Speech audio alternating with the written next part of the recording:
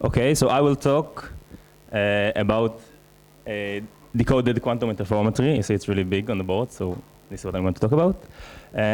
And basically it's a kind of, I would say, a new class of like here. Okay. Basically it's a new class of algorithms which are based on some old ideas, and old is depending on who you ask, but okay. Called Regev's reduction. So just as a headline, what we'll see is a quantum algorithm for solving optimization problems, and these problems are problems relating to codes, linear codes. So it's all the buzzwords we've seen so far.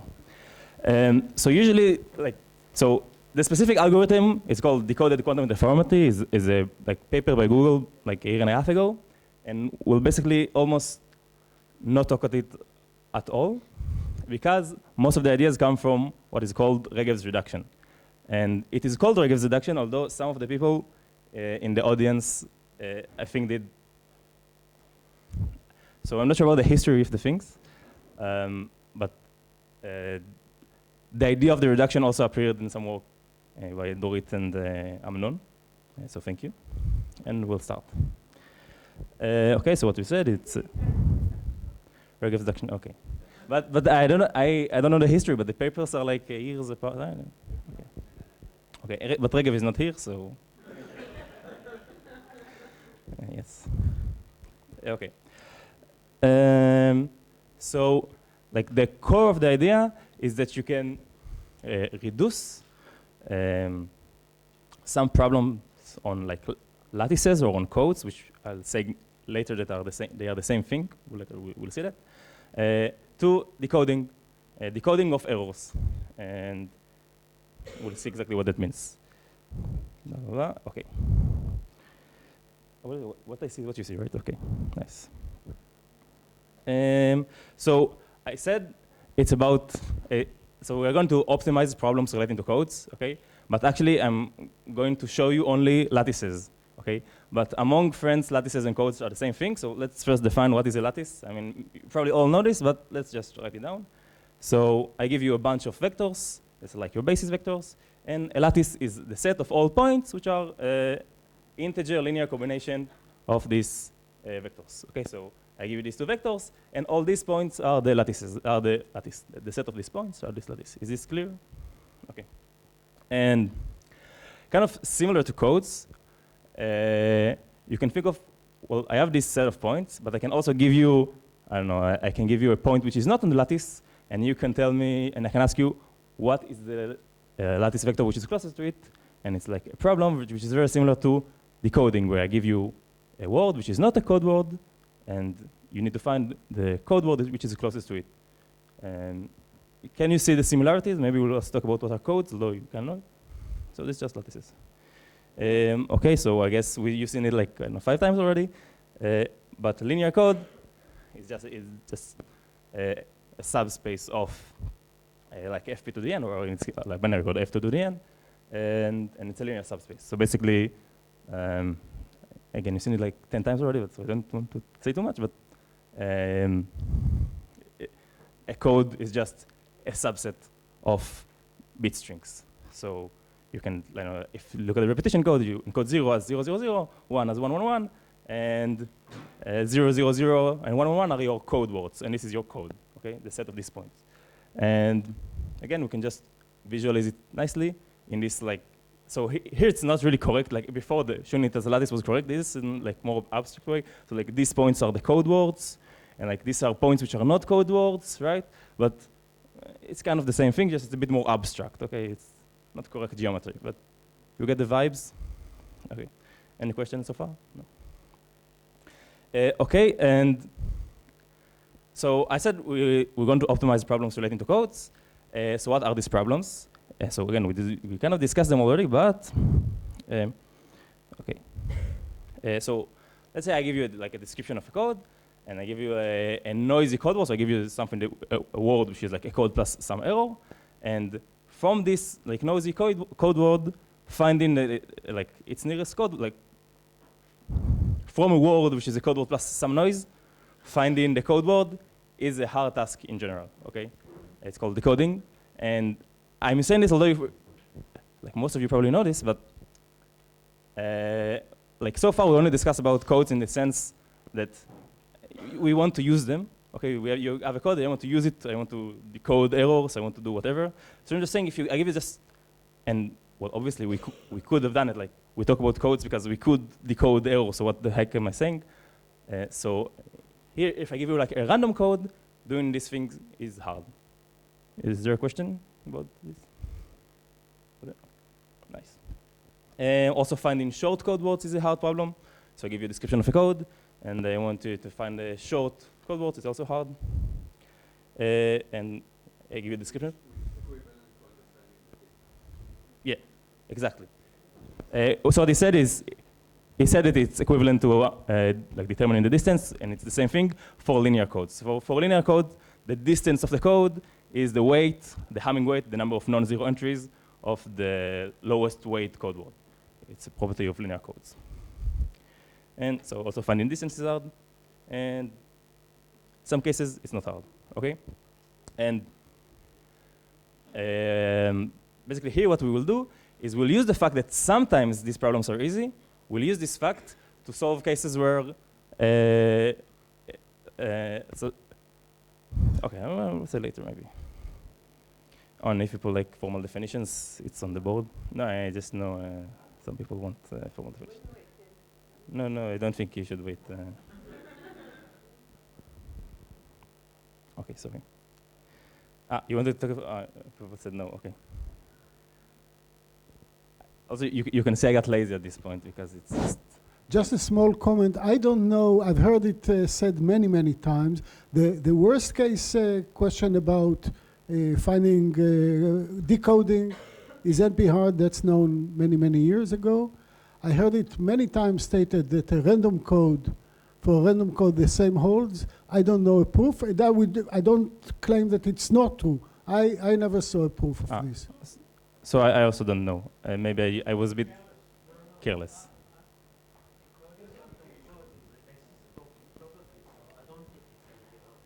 I mean, you can build cryptography over the hardness of decoding random codes. So I don't think it's NP-hard.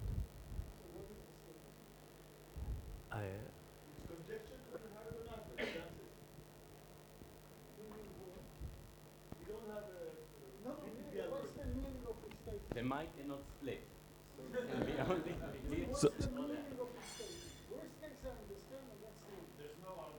So just simply that there's no algorithm that works for average case, even with small probability. Like if I give you a random one, I think that like Mekalis is such a crypto system, so you cannot, find even for random.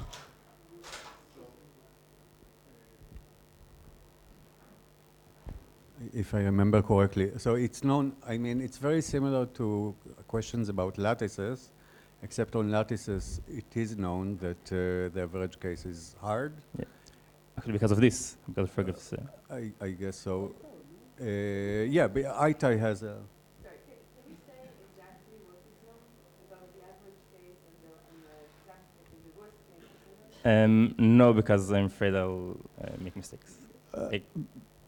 But I think, at least for codes, one can think of like you're given, you just choose a random basis for a linear code of enough dimension that you expect the distance to be small. It's conjectured to be hard to find a small vector inside this code. Short code.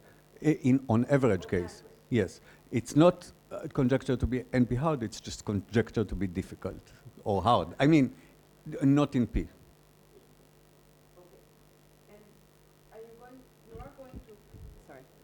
you are going to explain the connection, the Regev reduction between the two problems, so we are going to hear which problems. Yeah, so in Regev reduction, it has the quantum part of Regev reduction. It's from like worst case to average case for lattice problems. So it's not exactly decoding And finding short code word, it's LWE, learning with errors, and short vector problem. Okay, but you're going to explain it later, or The reduction, yes. and also which problems you're reducing between? Yeah. Okay. Yeah. Okay. Any more questions? Nice. Okay, so basically it's going to be in 3 stages. First, okay, so we went a bit of a hike on complexity, but we're going to talk about an algorithm mostly. So first, I'm going to show you a state, which is I called it an amazing state, and you already saw it today before, but it's a state that using it by taking its Fourier transform and sampling, we get short code words. Okay, so we're going to show an algorithm to find short code words. Okay, this is kind of the thing we'll try to achieve. Okay, and I will not explain. At first, I will not explain. I will just show you the state, and I say, oh, it's such an amazing state. We can do such and such with it. Okay, and then the second part would be what's called Breguet's reduction, which is how, assuming we can solve the decoding problem, we can prepare the state. Okay, this will be the second part. So first, I'm going to show you a state out of nowhere. Then I'm going to show you that if we can solve the decoding problem, then we can prepare the state. And the last thing, I will just say how is this related to DQI, and it will be exactly the same thing, just an instantiation of all this. Decoded quantum interferometry. It's a long name, so you abbreviate. Okay, which is the Google's algorithm that they presented like a year and a half ago. Okay, so we talk about codes. Just as a reminder, what is a dual code? Just a set. So if a code is a subset of f to the n, dual code is also a subset of f to the n, where all the code, with all the words that are orthogonal to the words in the code. So just as an example, if you have the repetition code, 0, 0, 0, 1, 1, 1, all the dual code is just everything that multiplies to 0 by them. So 0, 0, 0 is 0 times all of this. 1, 1, 0 is multiplied by this is 0, multiplied by this is 0, so it's also in the dual code. So this is the set of all dual code words. Just a definition. And another point which you already saw is that, maybe I'm saying a lot. You basically saw like 80% of this and just recapping and then doing some magic at the end. Okay, that's all. And another point is that if you have a code, it's related to the Fourier its dual code by a Fourier transform. So we mentioned this before. So let's say I have this state, which is a superposition over all the code words, equal superposition over code words. If I do a Fourier transform of this state, which is the same as a Hadamard transform, I will get the dual code word. Is it clear what I mean by this notation? Like if the code was repetition, this would be 0, 0, 0 plus 1, 1, 1, right? This is what this means. Okay. So as is true, I'll just show the brief. So if we do a Hadamard transform, which is the same as Fourier transform, you will kind of get a sum over everything. And using the fact that the code is linear, this is kind of an indicator function of whether you are on the dual code or not. It's kind of obvious. If x is in the dual code, this is always 0, so the trivial case is easy. If x is not a dual code word, then you kind of get half minus half plus. It's also a pretty easy proof, but you'll just not say it. But essentially, they're related by a Fourier transform. Okay, just another thing you need to know. Okay, more questions about this? Okay, and there is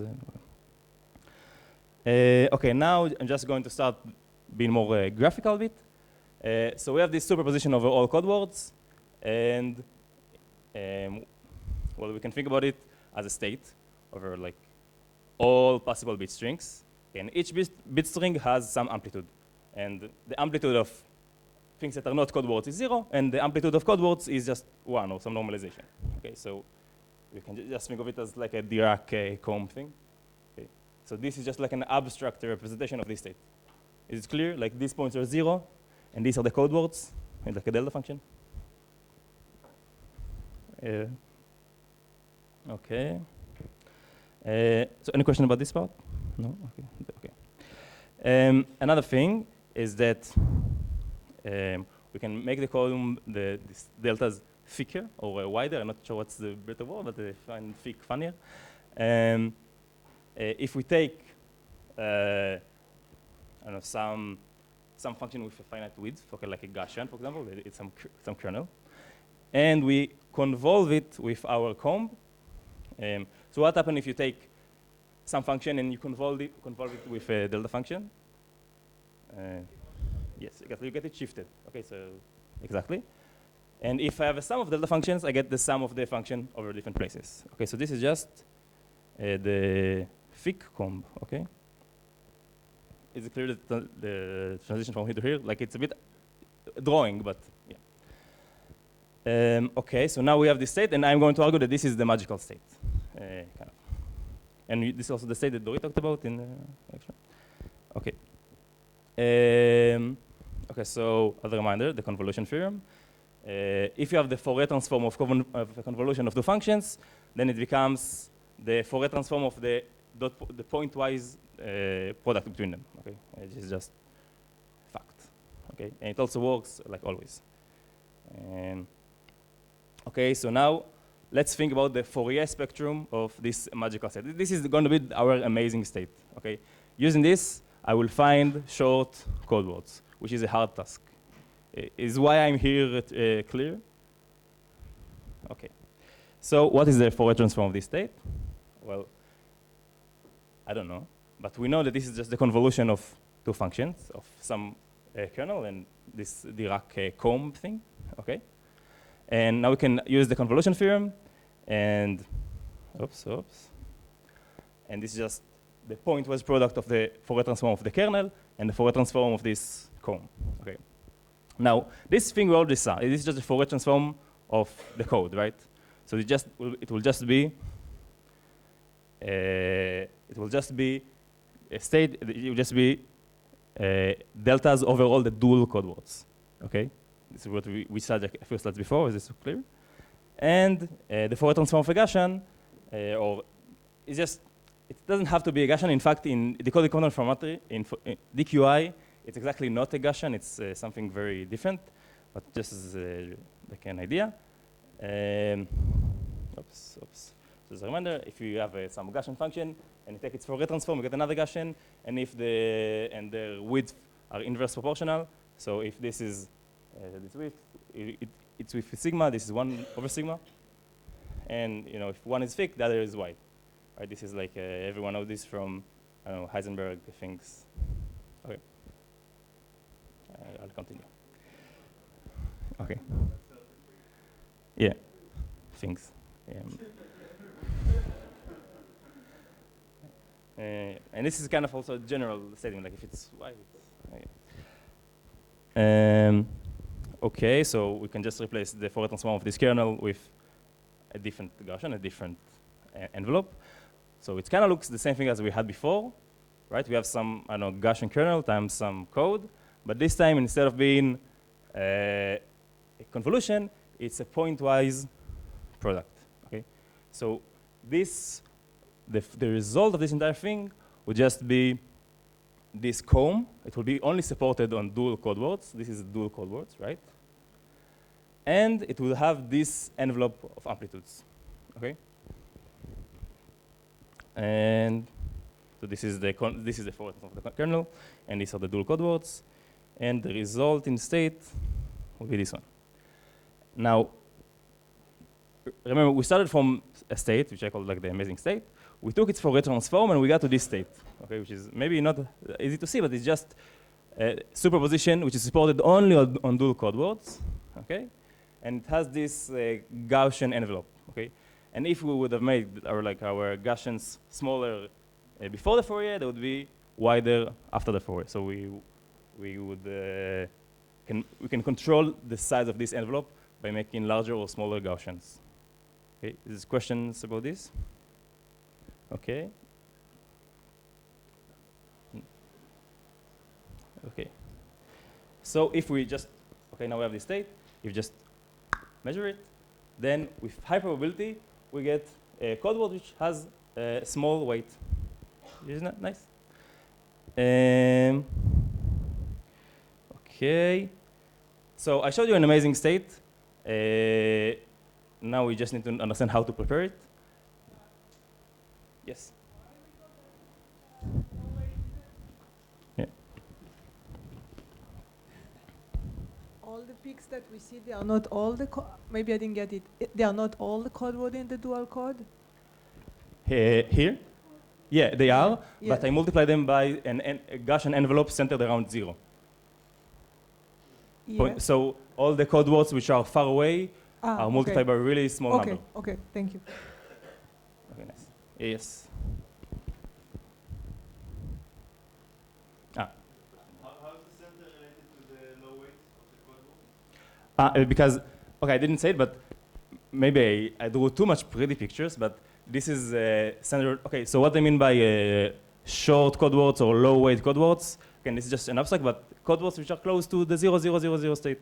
And this is just an envelope which is centered on 0. And the further we get, they kind of get exponentially suppressed because of this Gaussian envelope. So we will only get short code words. So the summary of what we have seen so far is that if we have the amazing state, Yes. then we can Fourier transform it. And if the amazing state was made out of Gaussians which were quite wide, then we would be able to Fourier transform it and get a solution for the short vector problem, which Yes. is pretty good. And if it was very narrow, then we would get a solution which was not so good. Exactly. Yeah. So we have this parameter you can play with. If in your amazing state, how wide are you? So the wider you are, the better. But we'll see that the wider you are, it's harder to prepare the state. And question there? Okay, good question. So, okay. So yes, we're gonna just get the 0 code word, and you can still get a 0 code word, but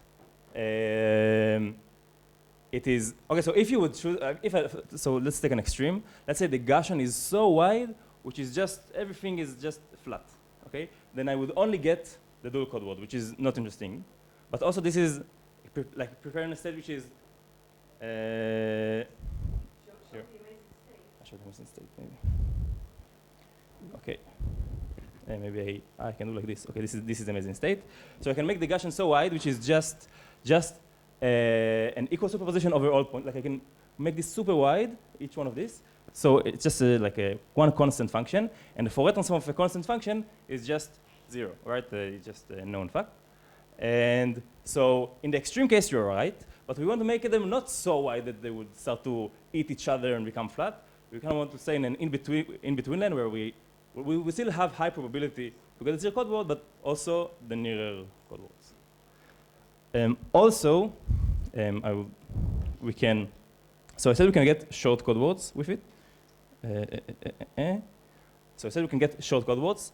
Actually, we can also get code words which are close to a given vector. So if this envelope wasn't centered at 0, but it was centered at some other vector, we would get vectors which are close to wherever we moved it, right?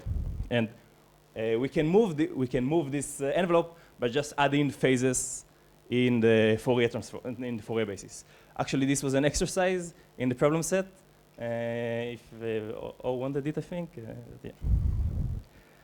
So, sorry. Hey.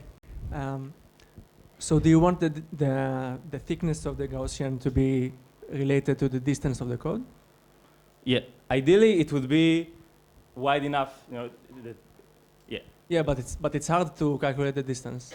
You told it. Yeah. Everything here is hard. Also, we don't. Also, you're correct. Also, I don't know how to. I didn't tell you how to prepare the state.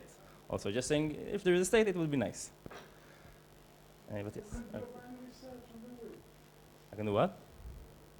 You don't have to know the distance. You can do a binary search on the width. And then but find if you when can for the prepare, first time you're getting not only zeros. Yeah. If you could prepare the state for some width. Yeah. If I understand correctly, then when you measure in the dual code space, right? Yeah. But you want the shortest word in the code space. Okay, yeah, good point. So maybe I didn't mention it. So what we're going to look for short code words in the dual code. Okay, this is what we're going to do. I framed the problem on the code, but actually we will find this is also a hard problem. Like the dual code is just another code.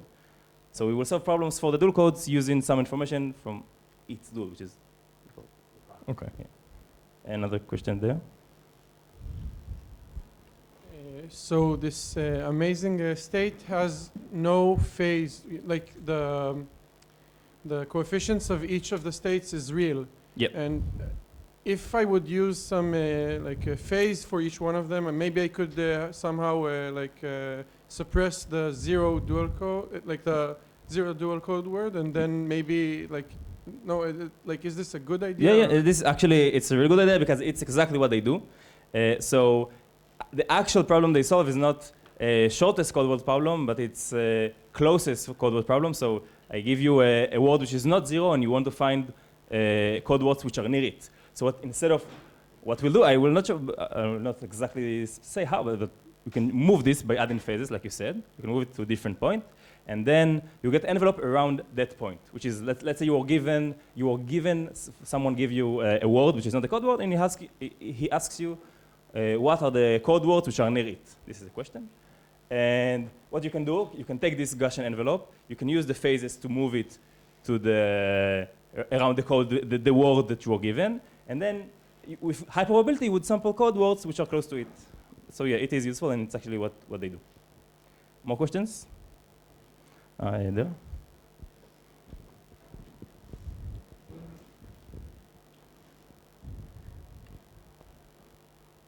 I didn't understand why you want the Gaussian to be wider.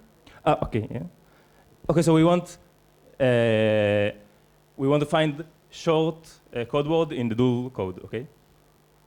So if you have a Gaussian which is, this is a Gaussian and it's pretty wide, then its Fourier transform will be really narrow, right? And if we have a narrow Gaussian, we will get after the Fourier transform, it will be really, what's not a good Gaussian, okay, right? So if we have wide Gaussians before we did the Fourier transform, then after the Fourier transform, this envelope would be really narrow. It will be only concentrated around zero. And then we'll get better, like shorter and shorter code words. The thicker we make it, the wider we make it. Was it clear? Sorry, what did you say? You will get what? I didn't hear you. I will get shorter. The wider you make it before the Fourier transform, the narrower the envelope would be, and you will get shorter and shorter code words, which is what you want. You want to get shorter code words. So it is bad, or I don't understand. Which is good. You want, yes, you are looking for the shortest possible vector, shortest possible code word, or as short as you can find. So. Okay, but you did the one below, or not? Say again? You started with the narrow one and then get the wider one. Yeah, so if you, exactly, so if you would start with a wider one, you would get a narrow one. And you want to get a narrow one in the dual, you want to get a narrow envelope at the end. So before the first transform, you want to start something very wide. Okay. Okay, more questions? Nice. Okay, so we have magical states and whatever. And, okay, so now we have this amazing state. Only question remaining, how can we prepare it? Okay. So, first of all, I will tell you that just preparing an equal superposition over all code words is easy. Okay. You can think of the generator matrix. You know, I can compute in the register all the. Let's say I have a code which is NKD code, so I have 2 to the k code words, and I embed them into 2 to the n space. Okay. So I can just first start with a register which is superposition over all bit strings into 2 to the k, okay, all possible messages. Okay, and then into another register, I can compute the corresponding code word. And then from a code word, knowing its index is an easy problem, just a generator matrix, and well, not exactly its inverse, but you can reverse it. Okay, so preparing this state is easy using computation, and computation are more efficient ways, but do you believe me you can prepare this state efficiently? Okay. Yeah, so let's have an n k a decode. Okay, I don't care even about the D. Okay, and what does it mean? I take 2 to the k possible. I take a bit string of length k. Let's say, as an example, we have 0, which is encoded as the repetition 0 is equal to 0, 0, 0, and 1 is encoded as 1, 1, 1, right? So we, in this example, k is equal to 1, and n is equal to 3, right? So encode 1 bit into 3 bits, okay? So what I can start by, first of all, I can start with 0, just a register of length k, okay? Then I can, from it, let's go here, okay? From it, I can just do a Hadamard and get an equal superposition over all bit strings of length k. This you okay with? Now, I can use the reversible computation, clean computation trick, and from x, compute g times x, the generator matrix times x, okay? And this will just give me a code word. Then, maybe here it's actually a good place to be, okay. Yes, I should have been here from the start. Okay, so preparing this you're okay with, right? It's just an equal superposition over all bit strings of length k. Then I can have another register, okay? And I can reversibly compute g times x into it, okay? G is the generator matrix of the code, so this is just a code word. So this is now a superposition of all code words entangled to their like index, okay?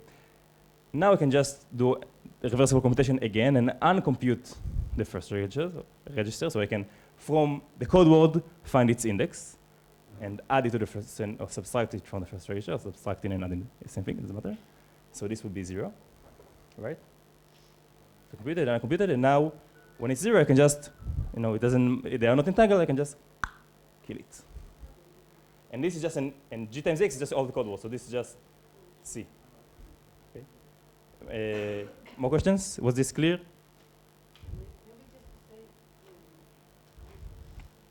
Yeah. Just to say, it's not decoding. Reversing g of x to get x and to erase x is not decoding, because usually people talk about decoding when there is errors. Here it's basically just taking the correct code word and then finding what's its origin. So that can be done. Decoding is hard. Yeah, maybe I should have said it more. Yeah, exactly. Decoding is hard if you have errors. If you know you don't have errors, then it's easy. Okay. So, as you can trust me, we can prepare an equal superposition of all code words. And now I use a different visualization because I got lazy. So again, this is an abstract space, but these are all code words, right? So equal superposition of all code words. Okay, now I can take another register, okay? And this register would run over all. I can take another register which runs over all bit strings and assigns them a weight, okay? And this register will just be this Gaussian envelope we started with, okay? Remember we had this, we had like delta function on all code words on the right side, and on the left side we had this Gaussian we convolved it with to get the wide and amazing state. So in one register we just prepare this delta function over all code words, and in another register we just prepare this envelope, okay? And this is this envelope here. It's a bit less pretty than before, but is this understandable? Okay. Now we can do just what we just did here. Oh, okay. Sorry, how did you make this Gaussian? Oh, good point. It's not always easy, okay, depending on how your kernel looks like. You can think that if it's, let's say you can make it. Okay. Also, later it will not be Gaussian, it'll be something else. And for example, the Decoded, the DQI paper, they chose this kernel specifically in a way that they can efficiently prepare it. It's not always trivial, but let's just say you can. But it's also independent of the problem. So it's something that you work. I'm saying it's also independent of the problem. So it's something you work hard, you prepare. Okay, and now we can do what we just did. So we have on one register we had this like envelope, or Gaussian, I don't know, whatever this is, and on the other end we had a delta function on all the code words, and we can do what we just did and add the register together. Okay, so we can take the code words and just add them to this Gaussian. Okay, we will get the state which is just. Oops, I have also visualization. Wait. Nice. We will just get a state which is around each code word. We have this envelope, okay, which is depending on what function we started with, so we can choose this thing. But they are all entangled to each like envelope around each code word is entangled to the code word that it came from. Okay, so we almost got what we want. We have like a Gaussian around all code words, but each Gaussian like remember where it came from. Like this Gaussian remember that it came from this point. Okay, because it's a Gaussian around a code word, the green ones, this one, multiplied by the tensor product with the actual code word itself that it came from. So they're entangled, which is not exactly what we want, but it's really close to it. And sorry, but the thick comp state is the amazing state, yeah? Yeah, it's amazing. Yeah. Also, yeah, maybe thick-comp is not a good name, but I just find it fun. Yeah. So if we add a way to get rid of these code words, then we all would be happy. We would have the amazing state. Okay? Any questions? Any questions there? Why did you say they're entangled? Because if I can write it in the tensor product, that's what it means they're not entangled. So okay, so maybe the notation here is not the best. So it's a tensor product, but you can see you have something which depends on C here, right? So actually they are entangled. Maybe it's not just a tensor product between two states. The notation here is not very good, but you can figure that this sum is also applies to this thing. Like maybe I should write it. So what? Okay, so what we have is, we have sum over all code words C in C. Okay. Then we have sum over this x in f2 to the n all k of x. Then we have this sum over like the Gaussian. And then we have here C times C plus X. And like what we want is only this part. This is the amazing state. And this thing is annoying. Okay? Maybe it wasn't so clear, but I hope it helped. Any more questions? Hey. Yes, exactly. So actually, it's like what I would explain in the previous talk, that deleting the C is somehow, it was graph isomorphism or something, and it was like... Yeah, so it's hard in general. Okay. Okay, but actually, so we're given, so maybe this is a question to the crowd. We are given some word, C plus X, and X is from this Gaussian envelope, okay? And we want to remove C, so if from this we could have computed C, we could have deleted it, right? Like we did before when we created this state. So you're given a C plus X, where X is from this Gaussian envelope, and your goal is to find C, okay? Can anyone say what is this problem? Decoding, exactly. This is the decoding problem. You're given the code word plus some noise. This is equivalent to some noise, and you need to find the original code word. Okay. So if we could have solved the decoding problem, then we could have uncomputed this register. Was there any question? Oh, exactly. So we get from one hard problem to a different hard problem. So we didn't do anything, okay? No, we get from one is shortest, finding the short vector, and then different is decoding. Yeah. Okay, yeah. So he asked if it's the same hard problem. So, but the two problems we are reducing between, one is the short code word problem, or the short vector problem, and the other is the decoding problem, which is, So the short vector, you are given a description of a code, and you need to find a short vector in the code word that is short than some distance. And the distance would be like Hamming distance or whatever. And the decoding is you're given a code word plus some noise.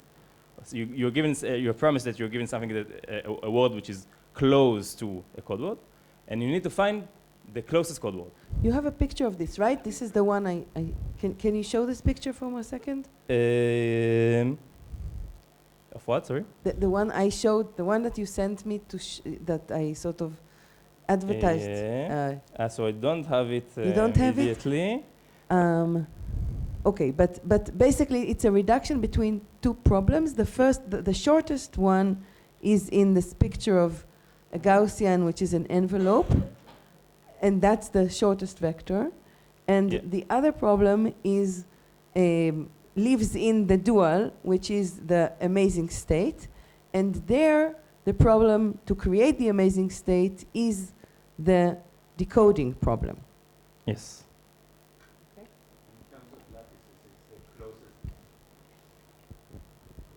In terms of lattices, it's called the closest vector problem. You have a vector, and you want a lattice point closest to it. And one of them is worst case and one of them is average case? So I'm not sure if it's correct for the case of codes. Maybe someone can correct me. But for lattices, lattices you solve SVP or GAP SVP in the worst case, and it reduces to the average case of LW. No, but in the story that you're telling us, one of them is worst case and one of them is average so worst case would be, in this story, the worst case would be not the decoding, but finding a short code word. So you're given you're given a description of a lattice, and you want to find the short lattice vector. Even if they give you like the worst case lattice, it would be reduced to the average case LWE or decoding. Right, and then the other direction, why is it average? Why is it average here on the dual code? Yes, in the dual code, why is the decoding problem, why do you consider it an average problem? Actually, I'm not sure, but I don't think it's true for codes. I think you need to be careful about this. Actually, I'm pretty sure it's not true for codes. No one quotes me on anything, but in Regev's work, all the average, showing its average case was very, very much based on the fact that it's lattices. But I don't want to claim too many claims. More questions? Okay. Okay, so I need to uncompute the first register. Just before, I want to remove this entanglement. And as we said, this is exactly the decoding problem. So if we could solve the decoding problem, then we could uncompute this register, blah, blah, blah, blah, blah, and be left with only the Gaussians, which is the amazing state. The state which is like a Gaussian around all the code words. Is the question? Any questions? It's a different visualization, but it's clear that this is the same amazing state we talked about from before. Okay, so now someone rightfully asked, we give you a hard problem to solve. You show us a lecture for 1 hour, and then you tell us, okay, you can solve it only if you can solve the decoding problem, which is also a hard problem. Okay, so it doesn't sound very helpful, but as we've seen in the past few days, sometimes codes are easy. In the worst case, codes would be hard, maybe even in the average case. But if you give you a code of structure like the repetition code, Hamming code, LDPC, Reed-Solomon, or other names of codes, then we can decode them for good, up to good distances. Okay, any questions? Okay, so the answer is, this is a general, so this algorithm here is a general thing, which in general you cannot perform this algorithm. But if you give me a problem, then your problem, somehow its dual is exactly, for example, Reed-Solomon code, for which you can solve the decoding. Then you can prepare the state. If you chose specifically code for each, if you chose a problem which is specifically correlated to the for example, Reed-Solomon code, then you could prepare the state. And maybe this problem, the original problem, could be interesting. So for some So for some problems, the coding is easy, and therefore you can find the shortest vector easily using this reduction? Yeah, but okay, so it's a bit you have to be a bit careful. You ask me, so we need to be able to solve decoding on the dual code, okay? And you need to find the short vector on the code, or you can always switch them. They are do to each other. Yeah. So yeah. So on one end you have an easy problem, like both ends are hard problems. But if the dual code is a code which you can decode, then you can do it. So if you can do decoding on the dual code, then finding the shortest vector on the original code is easy. Exactly. Yes. Okay. Oh. So what is the DQI? Oh, wow, that's a good question. Like this. Okay, so this was all ideas from I don't know 20 years ago. And DQI is actually it is just this, but they kind of cleverly constructed this kernel function, and they showed it. They did everything very carefully, basically, and they chose a specific kernel. Like this envelope is not a Gaussian anymore. It's something which is not more complicated, but it's just different, which I will describe. But it is exactly this problem. Okay, they chose a specific kernel, and they showed that for Reed-Solomon code, they correspond to some problem. Finding a short code word for the Reed-Solomon code, it corresponds to some problem, and they showed it. Okay, so maybe I'll be more exact, folks, for a moment. Will show us the problem that they solved, yeah, right? Yeah. Okay. Yeah. Although I at first I didn't know if to put it in, so I just added it like a few minutes ago, but it will be okay. So maybe first I will show you the problem. So I'll go back. Okay, so the problem that okay, so now you go to the DQI paper and you read it, and you see nothing from what I've said so far. Like it looks completely different. Okay, so maybe they mention decoding, but it looks very different. So they present the problem that they are trying to solve, which is called max XOR or max linsat.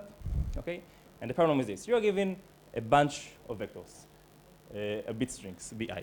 Okay, and you are also given a target vector v, target bit string. Okay, and your goal is to find x to satisfy as many of these constraints as possible. So x and b1 is equal to b1, x and b2 is equal to b2, and you need to find x that solves the most problem, the most constraints. Okay, each line is a constraint. And you can think about this as an optimization problem because, well, we can create a function which just gives us +1 if we solve a constraint and -1 if we don't solve a constraint, and we can just write it down like this. Okay. Also, this is kind of suggestive writing because you can see here it kind of looks like Hadamard of things. Maybe it's related, maybe not, but it is related. So basically, what they frame, we have this XOR set problem, and we need to find x to satisfy the most constraint. This is the problem that they try to solve. It doesn't look exactly like coding, but it's not phrased exactly in the language of coding, but it's exactly the problem of, let's say, B is the generator matrix of a code, right? So B times X is some code word, right? So on this side we have some code word, and V is just a word which is not necessarily a code word, and you just need to find X, that is to find the code word which is the closest to V. So it's the same thing, it's just phrased a little differently. So if you read the paper, now you are able to read the paper. Okay? Questions about this? Oh, yeah. Okay. So you are given a list of vectors, a list of bit strings. Okay. Now instead of saying a list of bit strings, you can put them into a matrix. Okay. Like this. No, like this. You can put them into a matrix. Okay. Now call this matrix the generator matrix. Just give it a name. Call it the generator matrix. Okay. So on this side, we have just the matrix B times X. Okay. Now if B is a generator matrix, okay, I called it a generator matrix. You can kind of think of it. B times X is just a code word. Okay. So on this side, we just have a code word. This is the first bit of the code word. This is the second bit of the code word. This is the third bit of the code word. This is just a code word. Okay, on the left side, and you are also given a vector, which is in the code. It is a word. It is in the code space. It's in the side of the. It's in the code, but it's not necessarily a code word. It's just a bit strings of length and m. They kind of flipped n and m. Usually n is the dimension of the code. It's okay. N here plays the role of k. But, okay. So basically, you are given a word which is not a code word, and you're tasked with finding a code word which is close to it. And close is in Hamming distance. So close is satisfy the most constraint. It's just have the most matching coordinates. So because it's a Hamming distance. Was this clear? Because it is a bit. What? Yes, exactly. M is bigger than. Because M is bigger than n. So M is usually we say they're both polynomial size, and M is polynomial in n. And it's a bit confusing because usually you use k for the message size, but okay. Yes. Also, you can kind of think, I can trivially solve this because if this is a matrix times x is equal to a vector, I can just find the inverse matrix, but you can't because it's a long vector. Yeah. Yeah, I think it's understood. 6 minutes? Okay. Okay. That's good. We are good timing. Actually, we're not good timing. Okay. Okay, so, and instead of preparing this Gaussian state, they prepared it, so all the language is a bit different, but they just prepare some polynomial, the state which is, instead of a Gaussian, its value is how far am I from the code, okay, or how close am I to the code in Hamming distance. So they prepare a state which is a polynomial in this distance to the code. Instead of a Gaussian, you just replace it with some different shape, which it's kind of carefully constructed. But the details are not super important. Wait. What do you mean this is not super important? This is super important, no?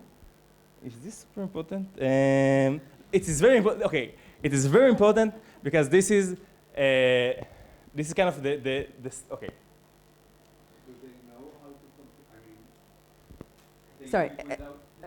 Just a moment. Can I just explain this for just in 1 minute for a second? Of course. So they want to optimize f of x. No, never mind how they want to optimize. You can explain what is f of x, what problem it relates to. It's this f of x, by the way. Okay, this is f of x. They want to optimize it. Now, if you just prepare sum of f of x, you measure x according to something related to f of x, you get something. Now they want to actually prepare the DQI state, they call it, which is a polynomial of f of x, which would be an amplification. And they want to do it without knowing how to compute f of x. They can compute f of x for any given x, but they need to find x which optimizes f of x, and they want to measure x's with f, for a specific f. For specific code. For a specific code. Yeah. They can't do it for any code. Given a code, you can compute f of x. F of x is basically the distance. Oh, so it's a bit different. You're given a vector, okay, and you need to find a code word which is as close as possible to that vector. So given a code word, okay, so x is what code word I'm looking at, and I can look how far it is from the given vector, and I can see if it's far or close. Oh, because the inverse thing is hard. I see. Okay, Yeah. it's the inverse of the hard problem. Okay. Yes. Okay, so basically this DQI state is an amplification of the optimization problem that they want to solve. Okay, if P is of large degree, it's really good. Okay, and the degree is going to play a role in the dual state.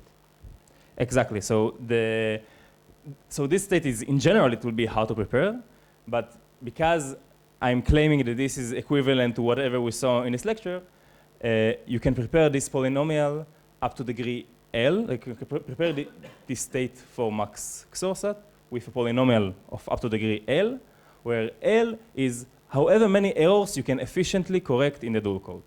Okay, so ideally, we want to do f of x to the 100 and just only get the most optimal solution, but you cannot prepare the state in general.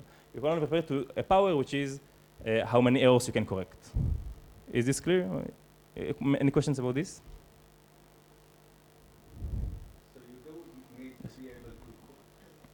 So you do need to be able to correct some errors in order to, okay. And the more errors you can correct, the better optimization you achieve. And in fact, this is a theorem, kind of. It is a theorem, yes, an exact theorem, which is what they call the semicircle law. Although it's, whenever I tell this to people, they say, but it's a quarter of a circle. But, okay.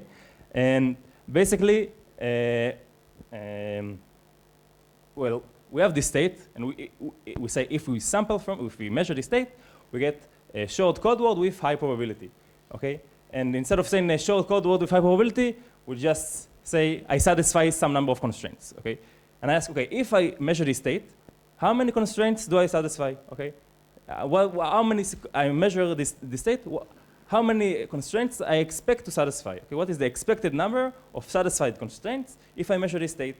Okay, so if you just choose a random solution, you probably satisfy half and half of the constraint, right?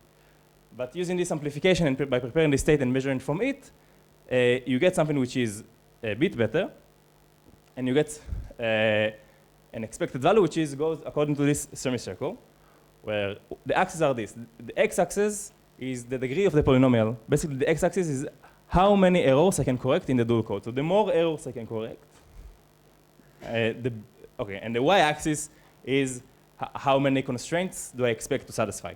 Okay, if I measure the state and I do it over and over and over and over and over again, and I take and I average how many constraints I satisfy on each measurement, okay, this is the expected number. This is this average, the expected number of satisfied constraints. This is the semicircle. So the higher the degree of the polynomial I can create, the better, the more constraints I expect to satisfy. Okay, and I think this was very, very. Was it clear, Nati? No. Was it not clear? Okay, so it's good. I don't think it is related to Wigner's semicircle law, but it is related to some bounds in coding theory. Okay, I know there are people that do codes in the audience, and is there like a semicircle in coding, right? Some bound, I think? Or it's not Wigner's semicircle, but it is just it has the fact that it's semicircle is not important really. All that it is to say is that we have this optimization problem, and in the parameter of how many, so we said the better, if you choose a good code, then we can, we had before the following statement. Sorry that I'm a bit messy, but yeah. If we can correct a lot of errors, okay, in the dual code, then we can create wider and wider Gaussians. Do you remember in the amazing state? Okay, we had this amazing state, and the more errors we can correct, the wider the Gaussian we could create. Do you remember this? But remember this part? Okay. So, and then in the Fourier basis, after do the Fourier, the narrower and narrower the envelope we had on the dual code words. Okay, and so the wider the Gaussian we can create, the better we are optimizing the problem. We can get better results via this optimization. Okay, and all the semicircle law says that on this axis we have how many errors we can correct, basically, because if we can correct 10 errors, then we can create a state with a polynomial degree 10. I did not exactly explain this, so I don't say too much, but this is how many errors you can correct. And this is kind of how well are you optimizing the problem. So this is how many constraints do you expect to satisfy if you just measure. And so this is kind of how small weight code words do you get. Yeah.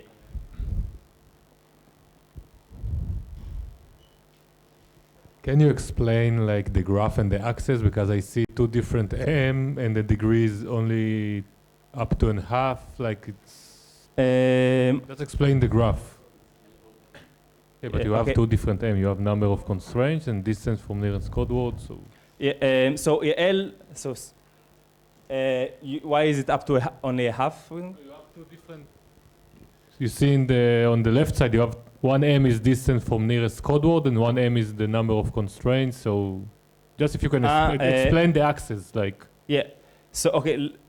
So M is the.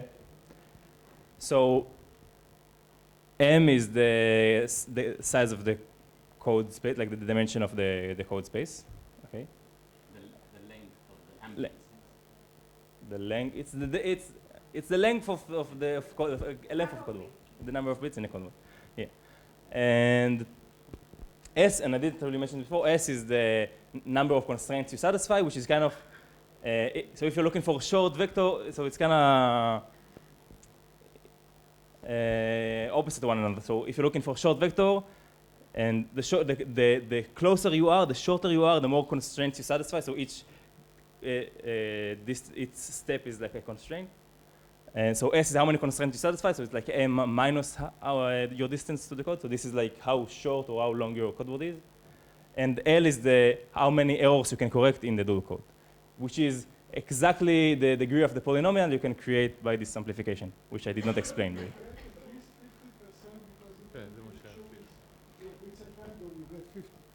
Presumably, I'm just guessing that why does this graph at the y-axis start at 1/2? Because even if you choose you completely guess it, irrespective of anything, half of the equations would be satisfied. Yeah, exactly. So if you're on this end, you don't do any amplification. You just pick a random string and you solve half of the constraint. And on this end, you kind of amplify. You kind of get the maximum amplification you can get, and you can kind of always guarantee. You can always choose a polynomial to satisfy everything. So we need to get to amount of errors we can go at half of the length of the code. If I understand the graph correct? Okay, actually a good point. So, yeah. I said that we need, if we want to go all the way to the right, we need to be able to correct half of the length of the code, like L is half of M. Yeah, so this is correct, but kind of this is an extreme point. So if you can get here, you can also do this classically, the same, so there's not like, you can also do it like compared to a classical algorithm, and you would kind of get, instead of a semicircle, you would get a line, so how well your classical algorithm performs. And you kind of want to choose the point where you get the most quantum advantage by your quantum algorithm versus your classical algorithm. Yeah, so maybe just to say that this connection between different problems is sort of, it's a very generic connection, meaning that they found a paradigm in which they start from, they reduce various problems to decoding of various codes. So different codes sort of go by the Fourier transform to different problems. I don't know if you have a slide on the polynomial intersection, the next but slide, of course. they okay. Wow, okay. Planted. Okay, so this is one of the problems that they managed to solve using decoding of some code, I don't know which. Yeah, so I guess,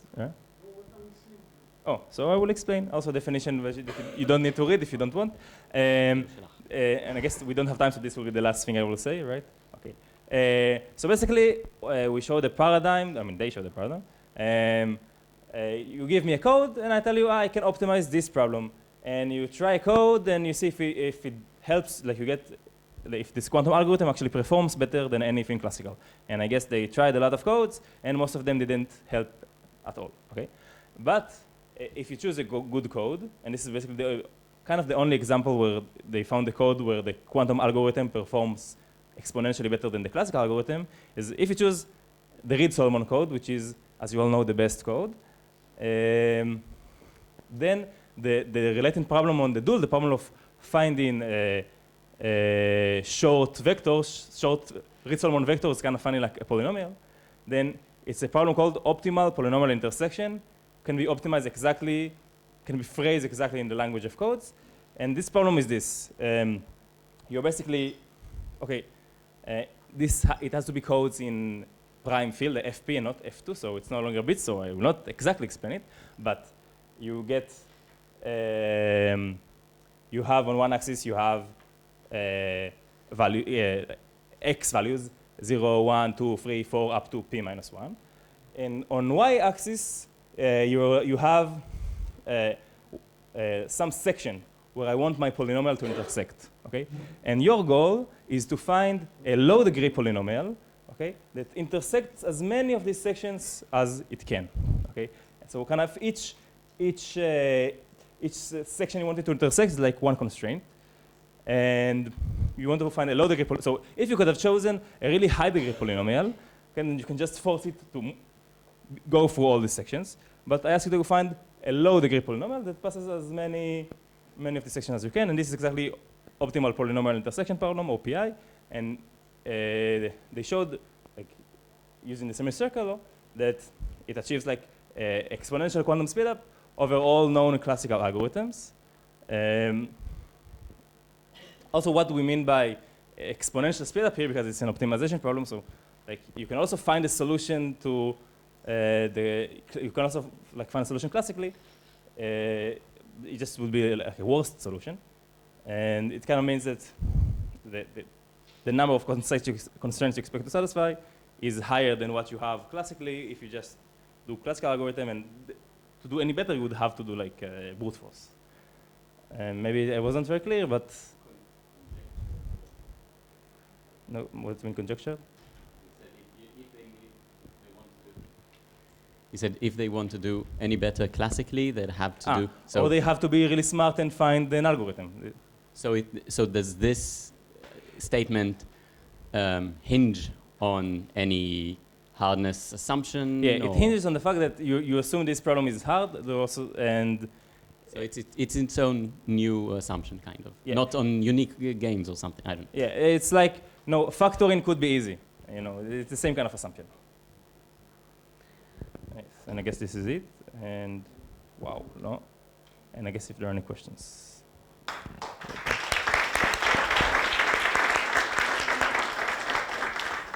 I just want to make a remark to the physicists in the audience that there is a follow-up paper on this that's called Hamiltonian DQI, and it is doing things we have based on. Do you have a slide on this?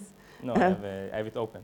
And it's doing things that are completely unrelated, but sort of on the same framework, by like sampling from Gibbs distributions of Hamiltonians that were not known before, etc.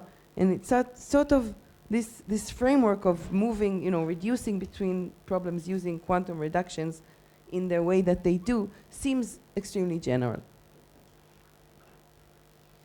Any more questions before we go to break? Yeah. So just to make sure I understand, so the power that quantum gave you in this approach is the reduction between two problems which classically you can't reduce between the two? Yeah, can you repeat the last word again? Like, maybe let me phrase it as a question. So what is the power that quantum gave you that you can't do classically, and here you do it quantumly? So exactly like preparing this state and doing doing it Fourier transform. So it's hard to say where the power of quantum comes from. I guess you can say that it's the Fourier transform, but it's just that you were able to prepare this state, which normally you wouldn't be like. Which enabled you to translate? Yes, but the quantum gave you the possibility to translate between the questions, right? This is the okay. Yeah. Thank you. For example, for the Hamiltonian DQI, they use Fourier transforms over the Pauli group instead of Fourier transform over Zn. So you can use different Fourier transforms. I'm just I just played the clip. Yeah.